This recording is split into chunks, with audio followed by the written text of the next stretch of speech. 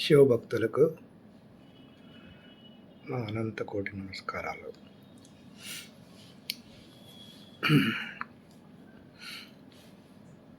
మీతో ఒక విషయం షేర్ చేసుకుందాం అనుకుంటున్నాను.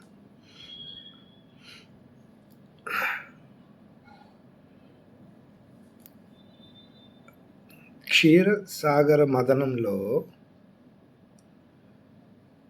మొదట ఇవేవో వచ్చినాయి, అన్నీ చాలా వచ్చినాయి కదండి. సో అమృతానికి ముందు మాత్రం వచ్చింది ఆలాహలం, అంటే విషం వచ్చింది. ఫస్ట్ అమృతానికి ముందు విషం వచ్చింది, ఆ తర్వాత అమృతం వచ్చింది. ఈశ్వరుడికి తెలీదా మరి ఫస్టే అమృతం వస్తే తర్వాత విషం వచ్చినా సరే వీళ్ళకి ఏం కాదని? మరి ఈశ్వరుడు ముందు విషాన్ని ఎందుకు ఇచ్చాడు మనకి? అమృతం ఇస్తే అందరూ అది తీసుకుని ఆలాహలం వచ్చినా ఇంకోటి ఏమొచ్చినా సరే వాళ్ళు తట్టుకుంటారు, వాళ్ళకి ఇబ్బంది ఉండదు అనేసి ఈశ్వరుడికి తెలీదా ముందు ఎందుకు విషాన్ని ఇచ్చాడు? విషం లేకపోతే అమృతం విలువ తెలియదు, అందుకే ముందు విషాన్ని ఈశ్వరుడు ఇచ్చాడు. అయితే ఆ విషం వచ్చిన తర్వాత ఏం చేశారు అందరూ? శివుడిని పట్టుకున్నాడు, పరిగెట్టారు శివుడి కోసం. ఎక్కడ శివుడు, ఎవరు రక్షిస్తారు? ఒక శివుడు తప్ప ఎవరు రక్షించలేరని తెలుసుకుని అక్కడికి పరిగెడతారు. శివుడు ఏం చేశాడు? ఆలాహలాన్ని ఆయన దాచుకున్నాడు. దాన్ని అంతం చేయలేదు, దాచుకున్నాడు. అంతం చేయడానికి ఆయన సృష్టించింది, అది అంతం చేయడానికి ఆయన ఒప్పుకోడు. ఎందుకంటే ఇవ్వాల్సిన వాళ్ళకి ఇవ్వాలది మళ్ళీ. సో అందువల్ల ఉంచుకుంటాడు, ఏది అంతం చేయడు.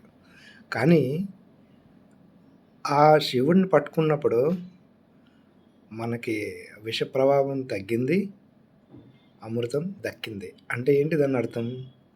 శివుడు మనకి చెప్పకనే అందులో అంత పెద్ద విషయాన్ని దాచి ఉంచాడు.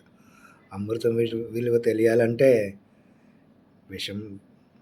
విష ప్రభావం కూడా మనకు తెలియాలిగా. అలాగే మనిషిలో ఉన్న విషం ఉంటుంది, అలానే అమృతం కూడా ఉంటుంది. ఫస్ట్ ఆ విషాన్ని మనం అమృతంగా మార్చితే ఆటోమేటిక్గా మనిషి మనకి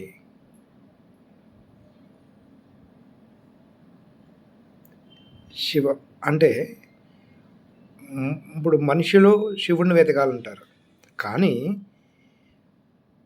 మనిషిలో శివుడిని ఎలా వెతుకుతారు? మనం చూస్తే విషాన్ని చూస్తాం, విషం తర్వాత అమృతం ఉంది. సో విషాన్ని ముందు తట్టుకోగలిగితే తర్వాత అమృతం మనకు దక్కుతుందన్నమాట. ఈ విధంగా మన క్షీరసాగర మదనంలో ఉన్న సారాంశాన్ని అర్థం చేసుకోవచ్చు అన్న ఉద్దేశంతో నా మనసులో ఉన్న మాటను మీకు తెలియజేస్తున్నాను. శ్రీ గురుభ్యో నమః, శ్రీమాత్రే నమః.